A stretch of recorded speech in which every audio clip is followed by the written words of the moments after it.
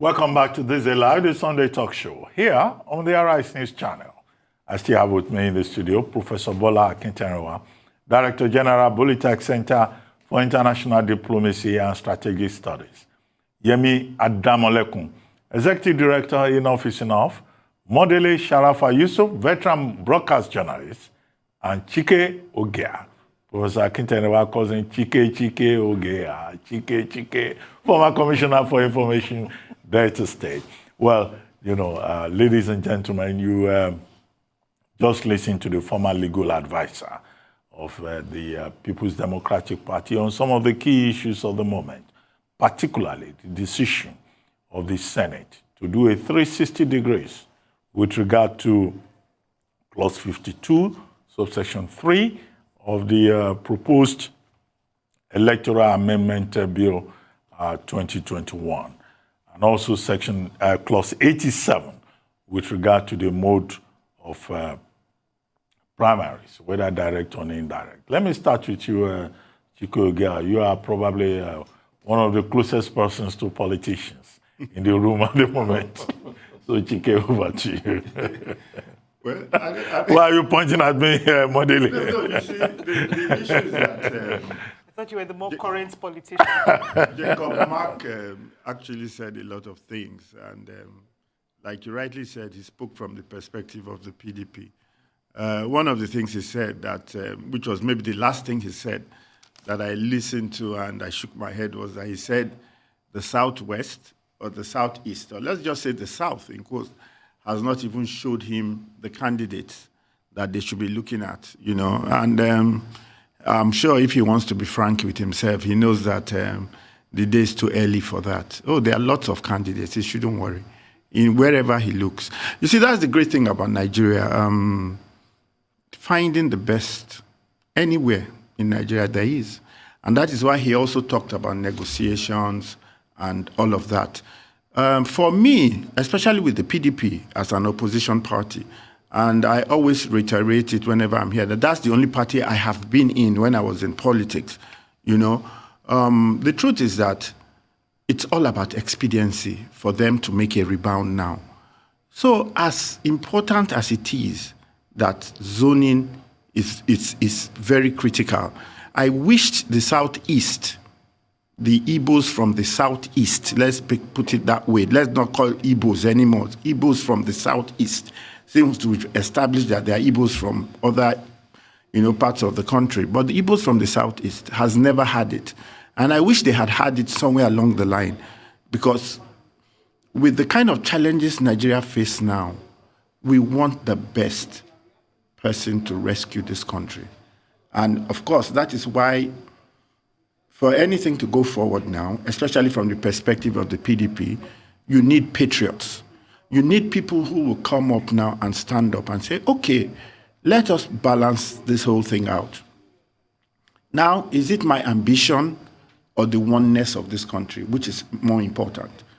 Even if you know this is the last time you want to give the Southeast that opportunity so that everything can be balanced out. Because, you know, those are the three major tribes, whether we like it or not, whether we go into zones. You know, yes, some people will tell you the North Central in this new dispensation has never been president. I think the Northeast as well and all that. But, you know, that is just breaking it down. And that's where it gets even more complicated and troublesome. So that is why I said, whether we like it or not, we have to call on patriots at this time that will put the interest of Nigeria before their own interest. How they will do it, I don't know, especially in the case of the PDP. But it's something that needs to be done. It's something that they will sit down and talk about. It's something that they will negotiate. And because the PDP must understand that for them to be able to get back government, they have to put their best foot forward. If you just do stuff because somebody is from here or is from there, with the APC strongly in control of this power, and you see, one of the greatest abracadabra, as far as I'm concerned, that the APC has done, because I was thinking at this time, based on their performance, it will be clear to Nigerians what they should do. But somehow or the other, how APC has been going and getting people from the PDP maybe as we say in Nigeria, you know, politics, when they starve you of so much money and everything, then you can't breathe anymore. It's like taking air from you.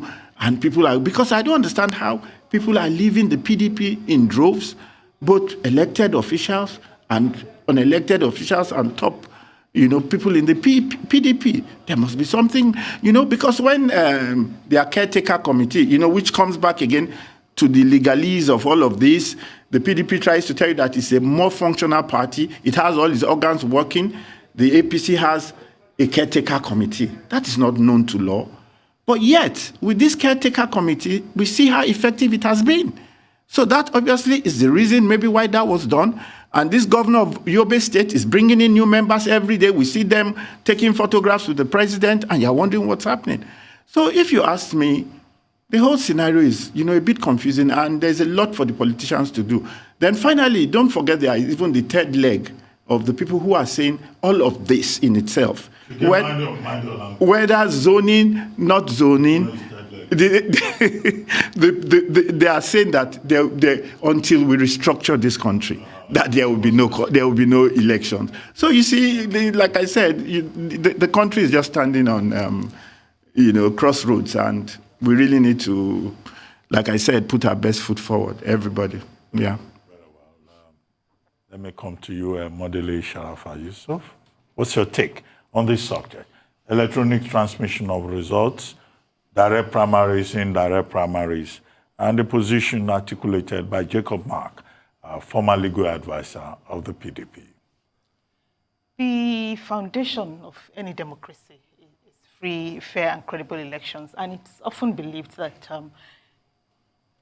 candidates who emerge through credible polls are more likely to work in the interest of the masses. However, from experience, it is possible for a candidate to win during voting and lose during collation, which is why collation of results is very important, and which is why I'm quite happy with this volte-face that the Senate has made.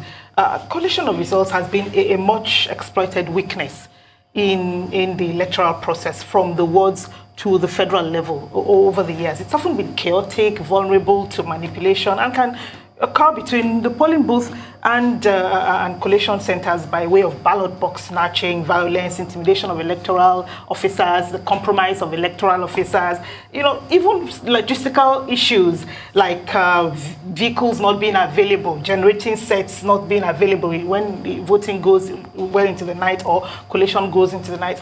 There's also, there used to be errors in calculation and tardiness, which led to delays in announcement of results. So all of these, I think, with electronic voting will be reduced to a bare minimum. On that note about electronic voting being reduced to the barest minimum, let's take a short break. We'll take that break, and when we return, I'll come back to Modele Sharafa Yusuf.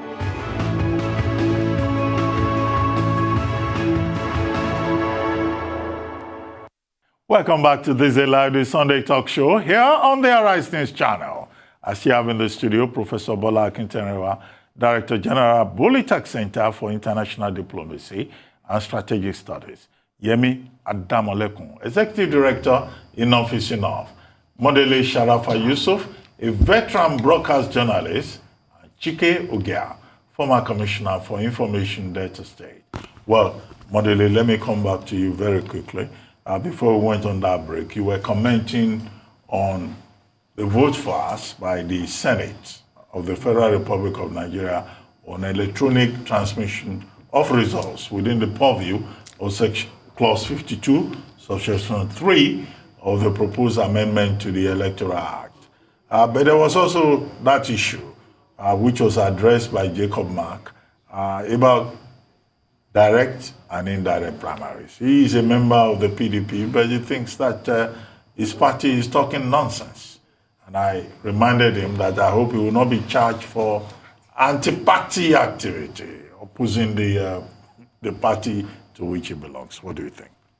Well, let me conclude my thoughts on electronic transmission of results by saying that it is not, it's good for electoral process, but it's not a silver bullet or the pill that will cure all of our electoral maladies. But it's a step in the right direction. As for direct or indirect primaries, Mr. Mark is entitled to his view. I agree with him completely. I also think that we should be doing direct primaries rather than indirect primaries. This will reduce the influence of money bags on politics, and it's a good thing that the Senate has done. Okay, well, very quickly, let me come to you, Professor Ekiti. Jacob Mark tangentially dealt with the issue of dishonesty. In one aspect, he raised it directly. In another dimension, subtly. I subscribe to his opening explanation when you ask him to evaluate the importance of the Senate's new position. And he did tell us that the initial position of the Senate was quite embarrassing. He felt embarrassed as an individual, and I expected that. But now he believes that the new position of the Senate is a relief to the general public. I cannot agree with him more. He cannot be more correct on that. But when you ask him the question as to whether it was the position of the Inec or public pressure that actually defined the change in position of the Senate, he did answer both. I don't believe we should be talking about both factors. But if that particular position is to be tenable, then we must qualify to say that, look, it is more because of public pressure than it is the factor of Inec. When Inec made it clear to the Senate that it had the capacity and the capability to transmit election results electronically, given instances, the Senate didn't believe. It went ahead. So it was simply because of a public pressure, the indignity that has come to characterize the position of the Senate, that actually explained, the change in position. This Senate as it is, I think Jacob Mark made one useful and relevant position to say the cordiality of relationship between the Senate and the presidency is such that when you ask whether PMB will naturally assent to the new amended bill, he didn't see why there should be any difficulty at that particular level. And I can agree with him to that extent. But you see, on the issue of honesty, in terms of the question you did ask him to say, what are the challenges? What will you expect the Inec to address? He raised the issue of honesty this time, that Inec should be able to monitor his own staff. All right? And he told us, he took us back to history in Kaduna or somewhere in the north, where he was part and parcel, where he took an active part in some elections. And he did tell us that it is the commissioners, the public officials that were actually engaged in sabotaging the efforts of Inec.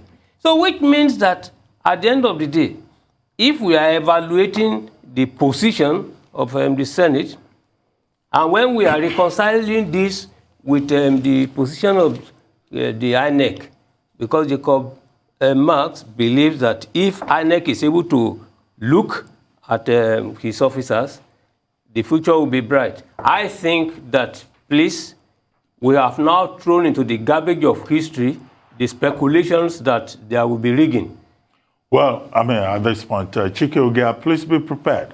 I'm going to come back to you on the point you made earlier on about the Southeast producing the leadership of Nigeria. Yes. Because the truth, the historical truth, Yes. is that whereas the Southeast, which you refer to as the core Southeast, produced Nnamdi Azikiwe Yes. as President General at some point Yes, definitely. of Nigeria. Yes. You know, the other side, you know, has not yet produced anybody, either ceremonially or substantively.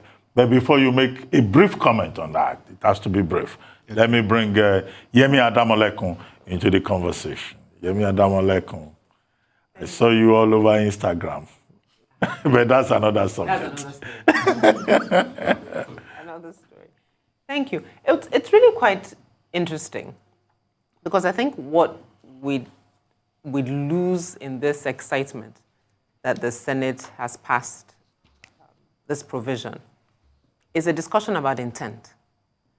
If the senators of the Federal Republic of Nigeria were actually interested in free, fair, and credible elections, why did it take so long? And I think Prof was talking about it, that the question was, it external pressure or Inec? It didn't need Inec. They should be the one, technically, actually pushing Inec to say, why can't you do this? Can we do this? Have we looked at this? Could we possibly transmit this? The fact that Inec has been experimenting with electronic transmission is not new to the National Assembly. They were quite aware. But what Inec was also trying to do is, before we say we want to roll it out nationally, let's have evidence. So it's data-backed that we can do this. But instead, as Prof also said, instead of them to listen to Inec, when Inec said, we can do this, we have done it here, I think 27 times, I believe is the number. We've done it 27 times, and these are our results. We have the track record, we can do this, this is the data, if you're really interested. What the National Assembly did was actually, in cahoots with NCC, get NCC officials to come and swear testimony countering their own data to the fact that there's enough coverage within Nigeria for electronic transmission. Worst case scenario, you have 2G, and when you get network, it would transmit. So I think for me, it's really that we shouldn't get carried away, while it is a good thing that we're here now. But I think on a larger scale of how our politicians engage with elections, how our politicians, we've had this conversation here several times of how the courts, we're pushing the courts to decide who win elections, not based on who people vote for. So for clarity, we would think that the National Assembly will actually be champions of a way to ensure that our elections are free, fair, and credible. Now, to the issue of direct and indirect primaries, I find it quite interesting because direct primaries only make sense to the degree that parties have legitimate party rosters. So you actually know who is who, where they are, so they can vote based on their membership, quote unquote, in a party. But to the degree where our two dominant parties, the leader of the party is the governor of the state, using, for the sake of argument, resources available to him, not resources that people who are members of the party have contributed, so they then have a say. So while it's nice in theory, it's very interesting to see how it would work. I mean, Lagos elections last time that tried direct primaries, we suddenly had a roster of party members that appeared from somewhere that they're not on the internet, there's no public record of them. I can't say I'm looking for who are the APC members in, Akure South local government. It's not publicly available data. So how you want to run primaries with data that only the babas of the party have, it will be quite interesting. And lastly, the point you make about would the president have sent it, or we're going to have 2015 repeat itself? I think that's a very... 2019, sorry. I think that's a very interesting proposition because it's well possible, because right now anything is possible. But I think also more fundamentally tied to that is a larger conversation around, there is a campaign that unless we do something about our constitution, let's not have elections. So while we're talking about electronic transmission, there's, will Mr. President sign it? Then there's this is a good time to press reset on this whole conversation. Let's not get carried away in electioneering. So interesting conversations in the days ahead. Well, quickly, Chike Ogia, the question I raised, if you could deal with it briefly, because you raised a question before, I think, on this program, where you said, oh, we shouldn't make a distinction between the core Southeast and... Yeah, that was a separate argument. Yes. That was a very separate argument. And you see, in all of these things, I think the important thing is context. What I was talking about, basically right now, is about the Wazobia thing. That is all. Knowing that there are 3 major ethnic groups in Nigeria. And I was looking at it from 1999 in this new dispensation. But definitely, as you said, putting it in a wider context, there's no doubt about it that Azikiwe was the president of Nigeria, and he's from the Southeast. And in fact, even since 1960, there are areas of Nigeria that have never produced the president. So that definitely is true, but I was looking at it from that subtext, looking at it from the new dispensation. Okay, well, yes. Very good point. So we move on. We're still expecting our second guest for the program today to join us and to discuss some of the issues we have raised. And that will be Senator Ajibola Bashiru, the spokesperson of the Senate and a member of the All Progressives Congress. He's on his way from Asaba, where he went to superintend the APC Congress voting process yesterday. But he's already in Abuja. As soon as he's in the studio, he will be joining us. But before then, let's take on the next topic, which has to do with the APC. Nigeria's ruling party, the All Progressives Congress APC, and the main opposition People's Democratic Party on Saturday, that is yesterday, held their state congresses as part of preparations for the conduct of party conventions that will usher in new executives at the national level. The state elections follow the conclusion of the ward and local government congresses and the appeal process that will lead to the emergence and change of guard of state officials who will pilot the affairs of the parties in the states for 4 years. Some of the states where Saturday's Congress took place have legal issues, including where the state structure has been dissolved, or where there is an internal crisis among members, or where there are cases of expiration of existing structure. The congresses in both parties saw the amplification of the divisions that had dogged preparations for congresses in the parties. Consequently, the exercises were held at different venues by factions within the two parties, producing 2 sets of state officers in many of the states and 3 in others, just as party officers emerge in a few states through affirmation and consensus arrangements. Yemi Adamalekun, you are the civil society champion here. What does this say about the political process as we face the lead up to the 2023 general elections?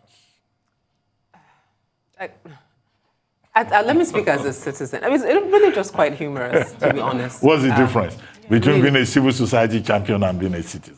Isn't it the same in your case? For me, personally, it is. But for a lot of Nigerians, there's a distinction. They assume that if you're a civil society person, there's a certain posture that comes with that. But as a citizen, I'm an interested observer. So I'd rather, let's frame it that way. But I think for me, it's actually really very fascinating. You asked the question to the guest from the PDP, and he basically drew a parallel that at least when we had our congresses, there was 1 person that came out. But for the APC, as you said in your intro, some places had 2, some places had 3. And this, again, 1 is the serving party, the serving party in the country at the moment. But if you then add Mr. Ogia's earlier point, when he said that regardless of how bad APC seems to be doing, that they're still managing to get people in from the APC in droves, to use his words. But I think for me, as a citizen observer, it just reinforces this point that we've said over and over again, that both parties are really 6 1/2 in the sense that to a degree that they're basically just special purpose vehicles for elections. That, at least from where I sit, because if there really is something fundamental about what the APC stands for, it shouldn't be an appealing party for someone who's a core PDP member. And if there's something really fundamental that PDP stands for, it should be of no interest for an APC member. But then you see with the congresses, and you wonder, these are people that actually want to put themselves forward for public service. And what does that then mean? And again, that's what I was saying earlier. We're going down this route of primaries and getting ready for 2023 elections. And that's what's going to dominate our airwaves for the next 1 year.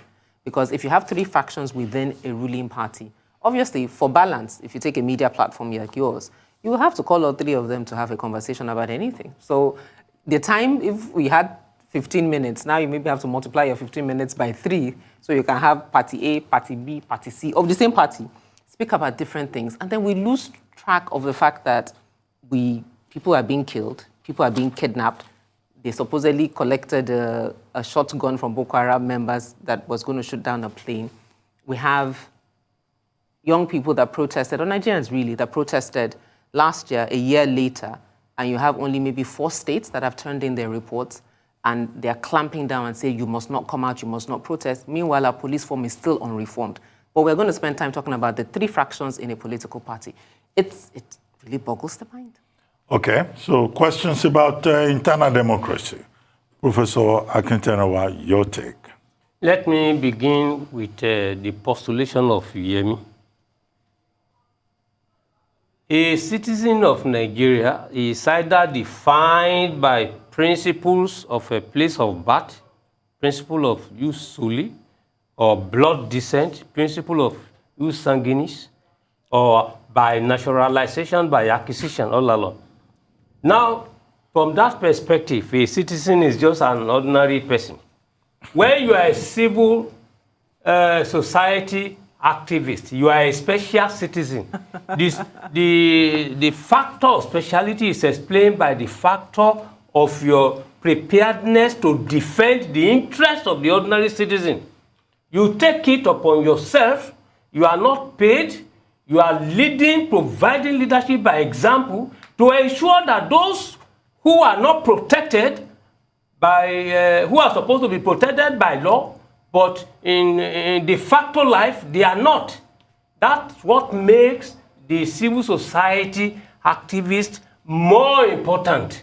That's what explains the specialty. In other words, there is super citizen. Yeah, of course, there is no country in the world where you don't have super citizens. In fact, they call them... Well, but the Constitution talks about the equality of all persons. Please, look, you see, we need not misinterpret all these things. Nigeria, the government of Nigeria, the government of France, all along, they have ambassadors representing the country. But there are people they call ambassadors de France. So these are people that are at higher level. Now, ambassadors are supposed to be extraordinary and plenipotentiary. But you have some people Prof, can we deal with the substantive? Okay, no, I get your point. Yes, you are saying Yemi Adamolekun is ambassador to Nigeria. So that's fine. Can you address the subject on the table? Yes. Please, quickly. I don't have time. You see, if we do not put that understanding in context, we will not be able to put also our explanation in context. Yes, in context. You see, the issue is that I have 2 observations here. APC state congresses, the principle of unanimity consensus has been raised, where, for instance, we have been told that we don't have violence, that it has gone very smoothly, etc. It is simply because, in most cases, most of the candidates were adopted unanimously. Okay? And if you take Lagos State as a typical example, you have 36 positions. Okay? 37 application forms were given. 35 were adopted. The chairmanship, they retained only 2 candidates, and 1 was disqualified. So, if it is smooth, we can understand. But when you now look at the other side of this consensus, I ask the question, is the consensus, the rule of unanimity, is it not even fraudulent? Why I ask the question is simply because when you go to Oyo State, you go to Oyo State, now they now have to suspend indefinitely the processes. Why? Because candidates themselves forged electoral materials, documents that are to facilitate election. So if you, as a would-be leader, can be very fraudulent in intention, in submission, then what type of leadership do we expect from those people if not going to be fraudulent leadership? I'm just concerned about this, that look, you see, political governance in Nigeria has been largely predicated on the one hand at the level of a PMB or manu military. On the other one is fraud. It's fraud. Well, point we made, Professor Akinterenwa, Mondele, your take, quickly. What's striking in yesterday's exercise is how parallel congresses became the norm rather than the exception. Yep. In both parties, actually. Remember, it's not only APC that held its congresses yesterday. Another thing that struck me was how almost all of the executives emerged by consensus and affirmation rather than by voting. And the violence in some states, Professor Akinterenwa said there was no violence. There was violence in a few states. No, I said there was. State, there was violence in Ogun State. And, shooting. Shooting in Ogun State, not just violence. Well, shooting is violent. Shooting is very violent. Shooting is very violent. Yeah, you put very there. Very violent. So really, for me, APC is a relatively young party. It's just 8 years old. And where the party is now, yes, 2013 is a relatively young party. Where they are now, compared to where they were 8 years ago when there was unity and unanimity, and it's just really, there's this dissonance that I really don't understand how we arrived at this point. It's a really young party, 8 years, and already it's so fractured. I remember that one of the first reported incidents of parallel congresses was in Kano during the 2018 World Congresses there, where there was still this problem between Ekwakanso and his former deputy, Ganduje. But all of a sudden, all of the states from Kano to Kwara, Ogun, Ondo, Abia, Enugu, Lagos, Rivers, Osun Delta, everywhere there have been parallel congresses. It's really very confusing. Another thing is this. I know that APC encourages consensus in in voting. They encourage that. Okay, APC encourages consensus and affirmation, but what it often means is that only anointed candidates emerge, which is also often the reason why there are parallel congresses in the first place. So it is that paradox that they need to resolve. In Lagos, which is still part of the fraud. In Lagos, 37 candidates were said to have bought tickets, submitted forms for the position of chairman. At the end of the day, they were screened, and only two were screened. Yes. And then one was disqualified. And so the last candidate on the table was affirmed by voice vote. Yeah. It's incredible. The way and manner these congresses were conducted across the country suggests to me that the National Congress may be fractious, which, going by past experiences, may lead to mass defection to other parties, even though, as you said, APC has been able to convert people from PDP. But, the game of musical chairs will just continue after the National Congress. And I think that's what I think. For me, what Modele just said now puts everything in perspective. And I wonder why Modele was wondering why the confusion in APC. And this, because this makes it particularly painful that the PDP, which was a party which started from the grassroots, you see, the PDP was like the NPN. It was a national party. That was the beauty about it. And there was some cohesiveness about it. That, it was a family. don't forget, the APC was gobbled up together, many disparate groups coming together. So what you are saying is not, to me, I understand. It will take a while before they gel. And that is why it's a pity for me that the PDP itself, maybe because it's now in opposition, has also started going this way. And that is the real tragedy for the country. Because right now, look, like you said, yesterday was just mayhem all over the country, PDP, APC. So what are we saying? We have to, but is it really so? Get real. Well, Chikoge, I hope you don't get accused of making a partisan statement. No, I don't think that's partisan. Having served the People's Democratic Party. But I will always tell the truth. I will say the truth as it is any day. He's saying the facts. I'm not even in the party. I'm not even in the game anymore, as it were, anyway, so it doesn't matter. Yemi, you were going to say something. No, I'm just saying that I do agree with him, because I don't see why it shouldn't be surprising that even though it's a young party, but a party that is not being run by any principles, that what is good for the goose is not good for the gander, you would find fractions. You would find people being upset because things are not done transparently, things are not done via merit. So everybody, in a sense, is out to get what they can get for themselves. But that's not peculiar to the APC. But there are two dominant parties that we have. PDP, as you said, if PDP is a shell of itself, as people migrate to the APC, APC's fractions will just get amplified. Because the people from APC, the people of PDP will also be looking for a foothold. And so when it's not based on the fact that you're standing for something, then your foundation, the Bible says, if the foundations be destroyed, what can the righteous do? So there's really nothing there. Where PDP is struggling to even understand what they are trying to do, what they are trying to be.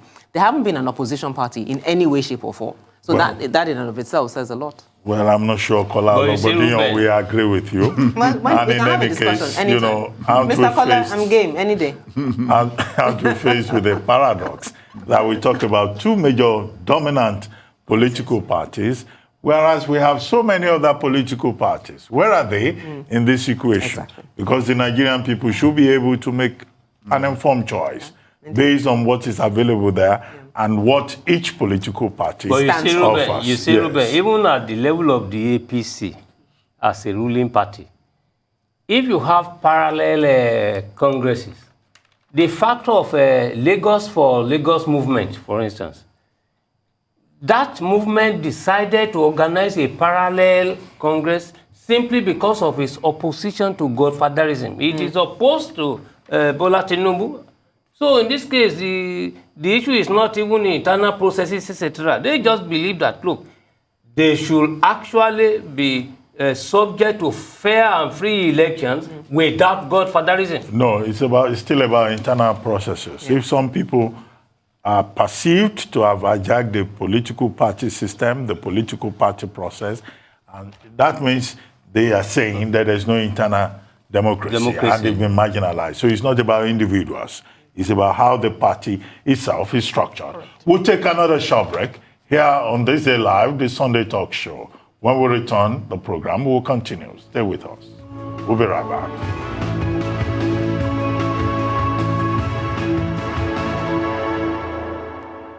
Welcome back to Thisdaylive, the Sunday talk show here on the Arise News channel. I still have with me in the studio Professor Bola Akinterenwa, Director General, Polytech Center for International Diplomacy and Strategic Studies.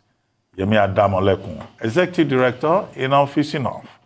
Modele Sharafa Yusuf, veteran broadcast journalist, and Chike Ogea, former Commissioner for Information. That as the Chike, I see you are protesting. Blame Professor Akinterenwa. Let's take our next topic.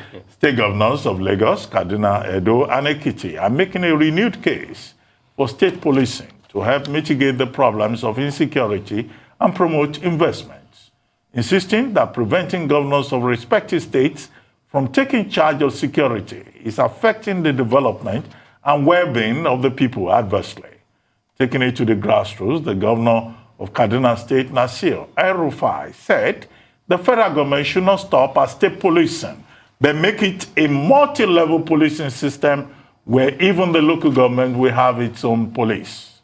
Well, Professor Akinterenwa, let me start with you on this particular subject. This is not new.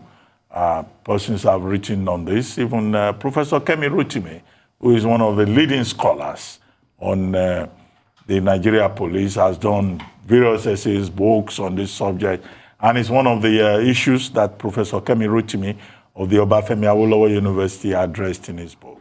And at various national conferences, whether they are called constitutional conferences or political conferences, Nigerians have been saying state police is the way forward. And now that has come up in Ekiti State at this event that I referred to. What's your take? Do you think that part of the restructuring process in Nigeria should include the idea of state police? In this case, in Ekiti, we're told it should even go all the way to the local government level. At a point in this country, we have the native authority police, as Kemi Rotimi argues in his book. If you are correct, you cannot be more correct. You see, you have just raised the issue. And to let you know that you are correct, and I will ask a question following it. Look at what El-Rufai is on record to have said. I am quoting. We have 150,000 personnel in the army. Police was 400,000 by the time this government, PMB, came on board. But this number has gone down to 300,000 now. If, for instance, PMB came in 2015 and there were 400,000 policemen, how do we explain the fact that as of today, El-Rufai is saying we only have 300,000? Where did the 100,000 people go to? Did they die? Were they killed? Etc. The point I simply want to draw your attention to at that level is to say that when we had 400,000, insecurity was there. We couldn't do much. Now when you have a reduction in number, that necessarily tells you that the incompetence, the incapability, the incapacity of the federal government to ensure national security is so evident that there should be room for consideration of a state police. The second point there is that, as you rightly pointed out, again, people have been asking for state police, community policing. They have been asking that, look, even in the presidential system in the United States that we are copying, that we are following, that is inspiring our own system here, they have state police. They have local government police, community police. So why is our own different? The question I ask is that why is it that PMB will hear but refuse to listen to that? Why do you have to wait for an investment summit in Ekiti for different governors to be re-emphasizing the need? Please, Fayemi told us about his experience that the Ekiti state government made efforts to acquire drones in order to fight insecurity. He told us that PMB did agree, but that the National Security Advisor was opposed to that. They didn't give the required National Security Certificate, although the Ekiti State government eventually got it 1 year. How do you explain the fact that you are faced with a situational reality of insecurity and then you will still refuse to grant? So this is the issue. So I think that consistent with the need and policy of a true federal system, please, state policing is a desideratum. Well, I mean, Modele, this has been an old argument. And the big argument against state police is that these governors that we have, no matter their age bracket or their mode of extraction, will abuse it. They will use state police for political purposes. Do you think that's a strong argument? It is an argument. Whether it's a strong argument or not is another thing, but it is an argument that those who have been against state police have put on the table over the years. Another argument that they have put on the table is the danger of having multiple commands in any formation where loyalty gets divided. There's also the danger of security management, especially in a complex country like Nigeria. Also, they're saying that there might also be conflict in jurisdiction. For example, which of the two forces has the power to arrest, investigate, and prosecute? If they both do, what happens when the governor or his party is implicated in unlawful activities, for example? So there are arguments against state policing, but the clamor has been on for so long, and it's almost inevitable that it will happen. In any case, most of these governors already fund the federal police, even though they don't directly report to them. They don't take instructions from the governors directly. So they spend a lot of money. They buy equipment. They fund the police. They do just about everything except give the final order, which is an aberration. So it's only a matter of time, really, that state police will happen, because there's this clamor for it and it's across parties. It's not just the APC governors that want state police. PDP governors want state police. So eventually it will happen. Okay, well, Chike, okay, and let me come to you. State police, what do you think? Well, against what Modele spoke about now, you have to look at the situational reality of state policing. And just like she said, I happen to have served with a governor who, like they call them, is the chief security officer of the state. And I saw a lot of times where he had a lot of issues. We were lucky because we had very cooperative commissioners of police. But the truth is that due to the positional hierarchy of the police, that commissioner only takes directives from the Inspector General of Police. And just like Modele said, here you are as a government, you do everything for the police because the police is ill-equipped. Obviously, the government, it didn't start now, does not have, open-ended funds to run the police. And what is the implication for this? Serious crimes are going on because you have a police force which is national in outlook. So in Asaba, where I was, you have Yekini, you have Usman, you have everybody there. They don't understand the local terrain. They don't understand where these local crimes are being fermented even before they're executed. Because in these days, you want a kind of preemptive kind of policing. You want a lot of investigative kind of policing where you go into the neighborhood. And that is exactly why, I'm not surprised when people like Erufai, Kayode Fayemi, just like Modele also said, this has nothing to do with parties. I'm happy because these are young men of my generation that should, everything in Nigeria that is part of our problem is always about politics. And that is how we got to this sorry pass. So I want a situation where young men, when I mean young men, those of us that are 60 years old, I know you haven't gotten there yet, Reuben, but we'll welcome you soon. We'll be able to see things as they are and call it. Because that is the only way we can make progress in this country. It's not just about politics, as I keep calling it. You said this because I'm APC, and you said that because you are PDP.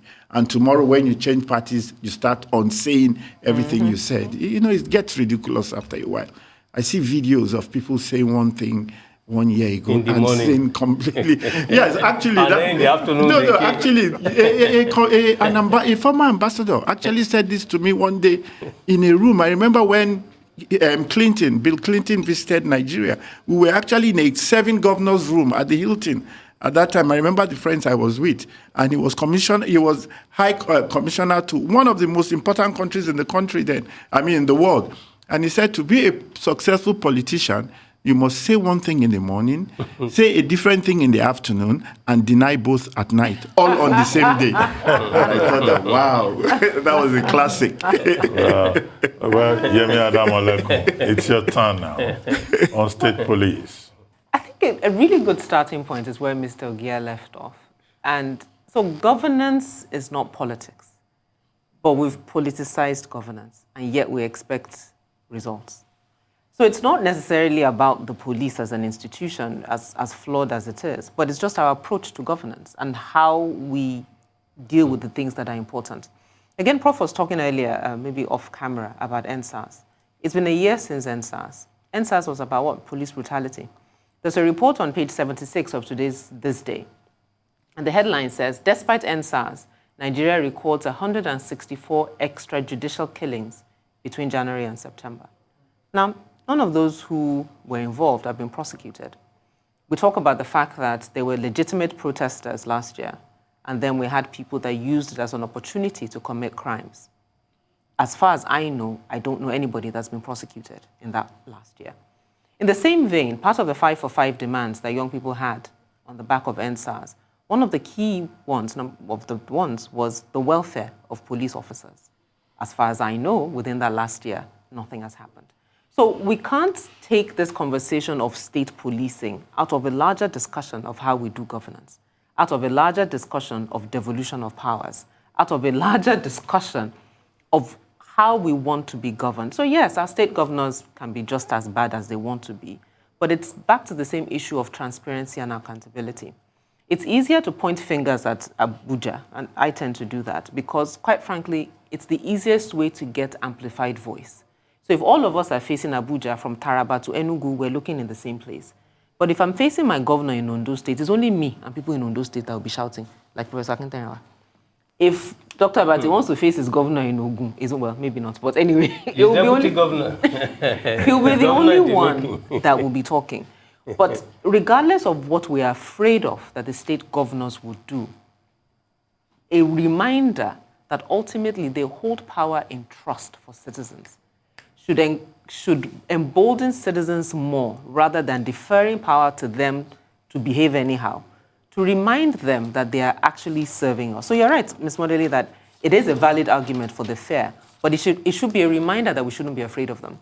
It should be a reminder that we must turn around this dynamic of power to let those in public office remember that they are in office in trust for citizens. So we shouldn't take it. And I believe that, as Mr. Ogier has said, you have police in parts of the country where they don't understand the language. So you're meant to be protecting me, but you can't understand a conversation between myself and my wife. And I can't communicate with you, you can't communicate with me. How do you protect me? So larger than the inefficiencies of the numbers or the fact that we don't have enough, we're not recruiting adequately, we're not training adequately. And so this, I will shoot you, I will slap you there. I mean, the relationship with our police officers is not designed to protect.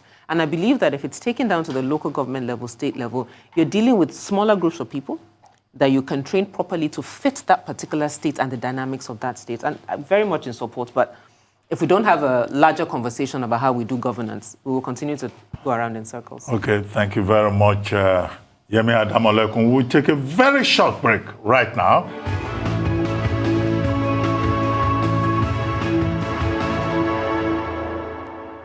Yemi Adamolekun, quickly, the points raised by Senator Bashiru about how innovative the Electoral Amendment Bill as proposed is, and also how he thinks that the APC congresses yesterday went very well. You have just about 2 minutes to do Thank you. On the congresses, I think it's very interesting about the dismissal about the parallel congresses. If it was in one state or two, maybe, but if you have a whole nation that there are parallel congresses, I think it says a lot more about the party than he's willing to admit.